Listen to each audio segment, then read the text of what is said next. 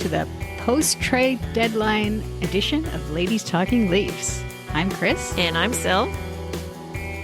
And as promised, we're coming at you just after the trade deadline. It's Tuesday, and it was pretty exciting with Kyle Dubas doing some wheeling and dealing, and overall, I think we added, and we didn't lose anybody off the roster. So that for me is good thing. So we're just gonna go through this as quick as possible, I guess, as long as I don't talk too much.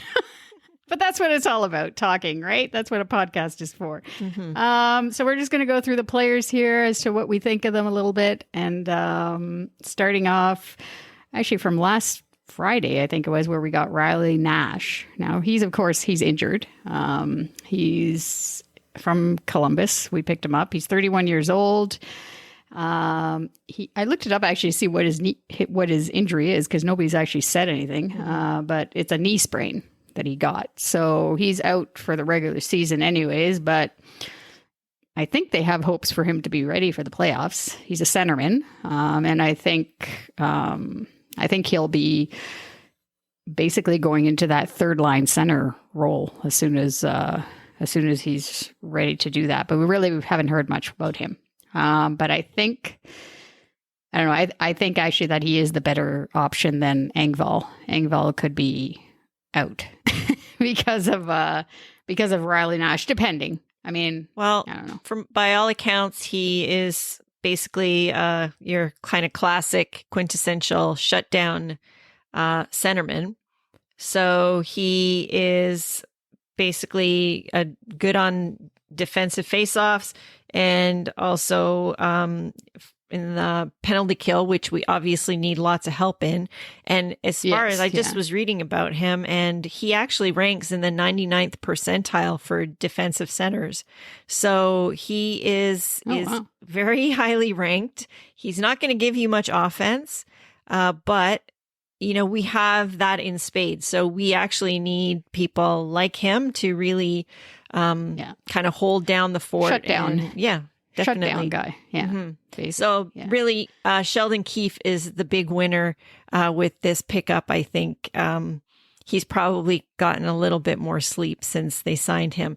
And as far as how the wheeling and dealing went with this, when this happened, I don't know. I'm kind of amazed at the way that Dubas and Co are so creative, and they use every little inch that they can to their advantage. And, they basically took their situation, with the injuries that they have, and made it work for them, and purposely went out and got a guy that couldn't play right now so that they could save dollars. And also he's like the perfect person for our needs. So I'm not sure how many people would have the stones to do that, to actually pick up somebody that is sort of, you don't really know how they're going to be, but they must have so much faith in their, training staff as far as getting them back to health. I mean, we've seen firsthand, what they've done with other people who have been injury prone and everything as well. So pretty thanks to cool. Thanks to Brandon Pridham too. 100%. for thinking of all these things when it comes to the LTIR and the salary cap, and using everything that way to our advantage as much as we can. So key. And I actually love that they don't talk about him much in the media, because it's stealthy. The way he kind of works in the background, and I like it that way. So so I thought that was really the key thing with that. Yeah. And next we picked up Ben Hutton, I would say, from Anaheim. That was yesterday on deadline day. 27 years old. Basically, it's a defenseman. He played a little bit with Jack Campbell on Los Angeles, which I didn't realize. So he did play with him. But what I loved about this was his reaction on Twitter. I think it was on Twitter. It was either that or he said it to some media member. He basically said He's so excited to be coming back to the crazy Canadian market and the crazy Canadian fans. Yeah. And it was definitely on Twitter because I tweeted back that us two are basically a part of that crazy Canadian market. Mm-hmm. So, I love that. He's because he played for Vancouver for a few seasons. And for me, he's going to be a depth guy. And I think it's going to end up that possibly they're going to want to give like Bogosian, maybe even Muzzin, I don't know, like give them a break before the end of the season. Like right. Give them a game off, depending on how it's going, obviously. And then he'll be the depth D in the playoffs if we do get any that makes sense, any injuries. Obviously, we saw what a difference it made losing Muzzin at such a critical time last year. Yeah. And they have kind of fortified our D with depth so that if somebody were to go down, it wouldn't be as severe a hit as it was last year, hopefully. Yeah. But like we definitely needed to kind of stock up a little bit there because, really, can you expect, somebody like Sandin or Liljegren to or even Marinson who haven't played at all, in for the big club this year. So how do you expect them to really step in and provide anything for you that you could count on, right? Yeah, exactly. Yeah. And then we picked up David Rittich from the Flames yesterday, and he's 28 years old. Again, it's depth for the goalie position, which is just so complicated. We can't really even get into it here again. It's gotten more complicated, I think, as of yesterday, just the way it is. But hopefully he plays the way he did against us in February, that he gives us that same minute because he basically had a shutout against us back in February. And then he played amazing for that game. And then he also played very well in the 2-1 overtime loss against us. But yeah, so I think, again, he'll be ahead of Hutchinson. And obviously he is because he's playing. I think Hutchinson, we're recording this on the Tuesday, so it's the game versus the Flames tonight, and Rittich is actually going to be playing against the Flames, his old team, right away. And Hutchinson I'm assuming they're probably going to put him as the backup, and Jack Campbell might get the whole night off. So I mean, I don't think it's a bad move to get that goalie depth, considering what's going on with Freddie. We really don't know. No, 100%. And actually, I mean, the whole goalie injury situation, has made all the moves that they were able to do possible in a sense, because putting him on the LTIR, Freddie, that is, freed up the space to really get all of these things done. So I guess it is all about, working with the situation that you're in and what you have. And the only thing that means is that really, how many games can he get in? They're going to have to be managing that cap situation on a day-to-day basis if he's going to be coming back at some point, because he obviously needs to get some games in, right? Before what I heard about that was, what I heard about that was that he might actually, as long as he agrees to it, Freddie might actually go and play a game or two with the Marlies. Yeah. Well, I mean, you know what? The thing is that's something that used to happen all the time, those conditioning stints. And it's not... It's right down the road. It's not like he's going to, I don't know, Rochester or something. Exactly. I don't know. But it's not something that's done very often anymore. But those conditioning stints used to be a regular thing. Like, so I don't see what the problem with that would be. And I think that probably would be wise for them to do, because really, like, you're not going to get up to like playoff ramp up like in such a short time. He can't go into the playoffs not having played a game, Freddie. No, it's like no way. No, there's no way. No way. No, because he's not usually a fast starter anyways. So, but this at least gives them the time to make sure that he is 100%, Because one of the things that was interesting, Bruce Boudreau was on the Fan a little while ago, probably a couple days ago this week anyway. And it was interesting when he was talking about Freddie because he had him, of course, in Anaheim. And he's always sung his praises. And I remember when we first got Freddie, they interviewed him. He was no longer coach of Anaheim at that time. And he really, really said that we got a really great goalie in him, which obviously is true. And the thing that he said this week was that Freddie is awesome, but he needs to feel perfect to play his best. He's not one of these guys that can push through with injury or if he doesn't feel right. And I think that's what we see, like you can tell when he's off, when he's not feeling right. You can see it in his game. Whereas Jack Campbell is the opposite. He's kind of a little bit reckless that way, is that he doesn't feel good, but he pushes himself more than he probably should. So it's kind of like we have two extremes in the goaltending right now. We got a guy who doesn't really feel like he can push and one that pushes too hard. So maybe Rittich could be that kind of, nice the balance in the middle, right? And it gives Freddie time to get himself feeling great. And then, who's to say that this isn't going to be the first time ever that we'll see him feeling his best because he's getting that time. Yeah. I'd love to see it. Yeah. I think all Leafs Nation wants to see that. Yeah. At least the people that cheer for Freddie, which we always cheer for Freddie. Yeah. So, and then, okay, so moving on to basically, I guess we consider it the prize of the trade deadline deal for us and from what Kyle Dubas did for us. We got Nick Foligno, who's a left winger, 33 years old from Columbus, the Jackets. And he did play some center a few years back. And what I love most about this, this is going from back in the day from our 92-93 magical season there. And what I love how he remembers the celebration at the end. Do you remember that get together they had at Nathan Phillips Square? The celebration. That was like that's basically our lifetime Stanley Cup parade right there.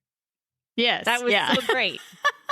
That's he what remembers it felt like. Well, he was little too, like he's like 5 or something. Yeah. He remembers that, and he says he remembers after going with his dad. Mike Foligno is his dad. I'm sure our listeners, most of them probably know. And he was playing with the Leafs at the time and scored the big OT winner in the Game 5 of that Red Wing, the first round series versus the Red Wings. And big tuck jump. Yeah, with the big jump after he scores the goal. But he said that Nick Foligno was saying that as he was walking down Yonge Street with his dad afterwards, I thought to myself, he was just walking down the Yonge Street. And then I'm thinking, oh, yeah, it's a different time. Like we used to, that's the way it used to be back then. You could randomly see these players on the street like that. But he was walking down Yonge Street and he asked his dad, he's like, so there's no more parties after this? He's like, right. It's like, oh, he was all sad, right? But I just love, I think that's an intangible going into this, like to have him on our team. Yeah. To say that he went through that too. So even though he was little, but his dad, like even he talks about it all the time too. Like he even said his dad, Mike Foligno, talks about that run that they had in 92-93, and he's going to wear number 71. I know. I heard awesome. That. I think that's amazing. Yeah. Now, all he needs to get is that basically that round bowl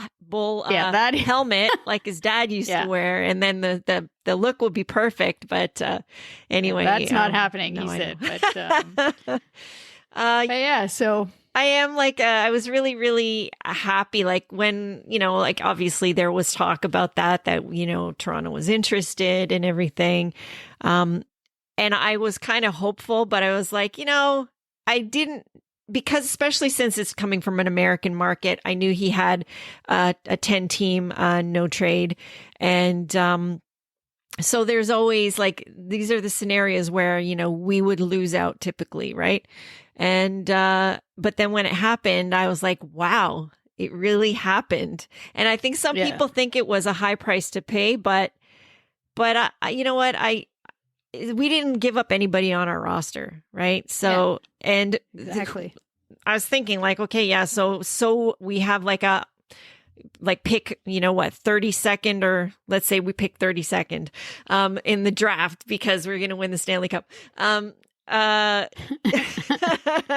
We're going all in. That's what's exciting, it, right? Basically. Because basically that is the point that I'm trying to make, that top or high or really, really low draft pick number, like what is, I'd rather be putting the chips in right now and just going for it, because I think we need to see, and also the management and Brendan Shanahan needs to see how far these guys can go. And they need to basically tell them in not so many words that we're backing you by doing these things. So now you have to show up.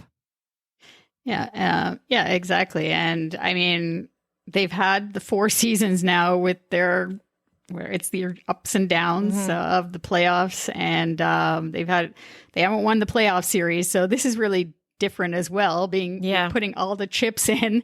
Meanwhile, you haven't won with this core group. Right. You haven't won anything yet. So this is basically putting the ultimatum on these players. 100%. And they've had enough experience, in my opinion. Like, they've gone through lots of ups and downs, regular season, playoffs. This is the time to do it. If you're not going to do it, then something bigger has to happen in the off season. For sure. And the thing is it's pointless dominating all of the stats during the season if you're not also going to dominate in the playoffs. What is the point of like winning the Rocket Richard or being the points leader on your team, or, top 3 in the league or whatever? What's the point if you're not going to be able to translate that into playoff success? Yeah. Bottom line. Yeah, exactly. Yeah.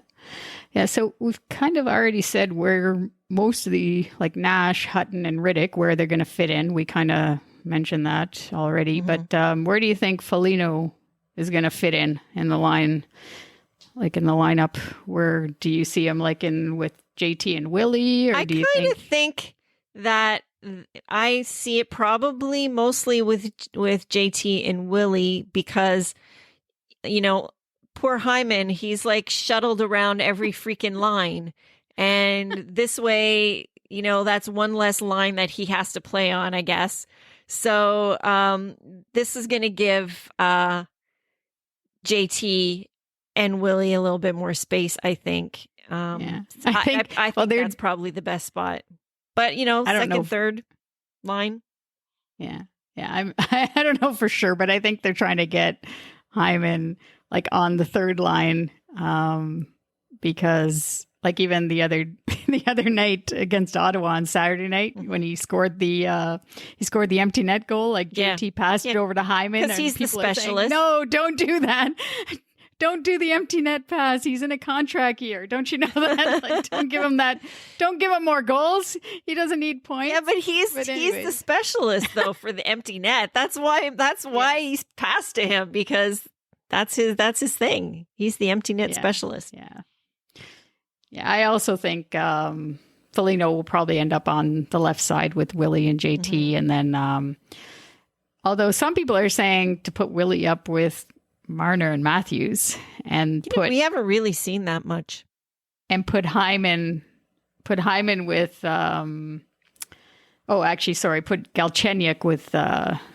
with JT and Foligno.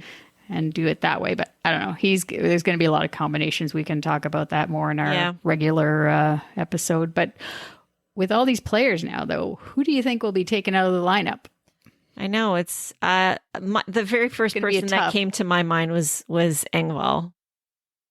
Yeah, personally. Yeah, and like he's kind of gotten the he was benched last night versus the Habs, but I also think, like a lot of people are saying, Joe Thornton hasn't played that great either. And he may need a break, and it's going to be tough though telling him that he needs to have to be fresh for the playoffs. Like we need him more at that point. 100%. So I don't know. He might a little load management for him. Yeah, that kind of thing. And then even possibly, I think Galchenyuk too. That's the next person that I was going to say. Because, I mean, he really hasn't played a ton. He's doing well, and I think we all like him. But I think that he could end up moving down the lineup also. Yeah. A little bit. So we'll see. Anyways, there's a few options there that Keefe will be working on. And now we don't have Barabanov anymore. So yes, that's right. Yeah. So that's one. See, that's again, just like I was saying, these depth pieces, I almost think they get them over the summer for this moment, for These being able to easily and without remorse move people off, because they're giving them a shot here to either reclaim something or make a name for themselves here. And they've done that. That's what they promised. And then they can move on from those people, and they've got assets that they can shed easily without, worry. So. Yeah. So we should be seeing Foligno, hopefully. I mean, he has to go through the quarantine period, as well as Ben Hutton. They both have to do that, the 7 days. So we should be seeing him sometime next week. We're seeing Rittich tonight versus the Flames. So we'll have that to talk about definitely for our next episode, our regular episode next week. And it's lots to talk about. Absolutely. So obviously, we always want to know what your thoughts are. We love to hear from you.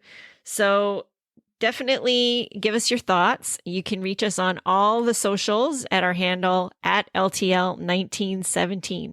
So we will talk to you again next week. Go Leafs, go.